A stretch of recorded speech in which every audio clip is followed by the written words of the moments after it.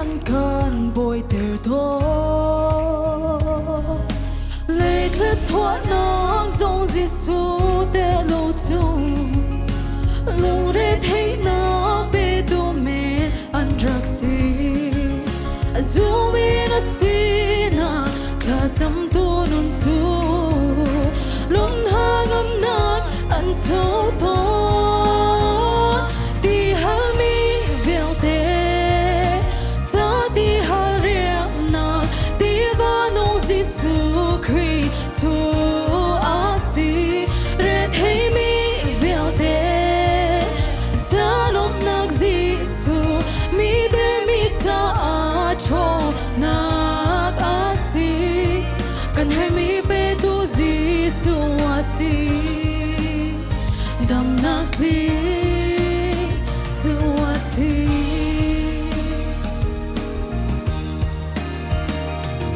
long nat ling boy Jesuh tu as no zali nong hu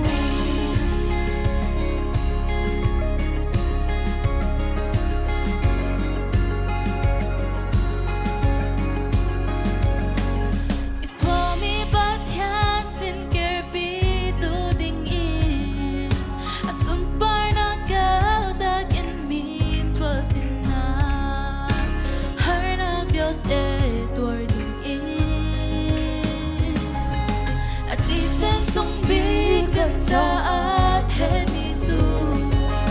xóa rong ngạc hẹn tôi tu ta đậm nạc linh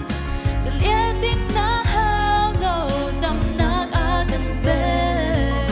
bên Herhmi Petu tu asi đi Herhmi vèo te ta đi Hniang na đi vào nông Jesuh Christ tu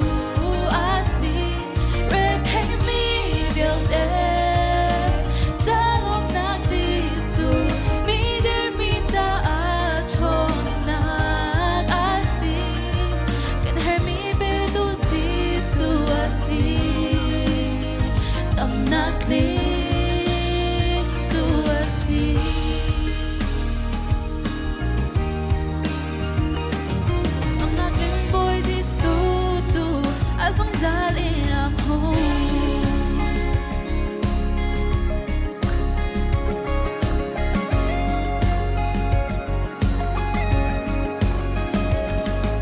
năn nôn na hơi xa ta gran phan tôn thân se tha binh đông na kiên dâm ta kiên hạ lo na hơi sát na khe asin ra thấy thirit por tu biel de kasin nara ulung de na nan mulai din Jesuh ni nang leke kan som kan Herhmi Petu tu asi di Herhmi biel de ta di Hniang na đi vào nông Jesuh Christ tu thấy mi vèo te ta lom nang Jesuh mi der mi ta cho nag asi kan Herhmi Petu Jesuh asi dam nag li tu asi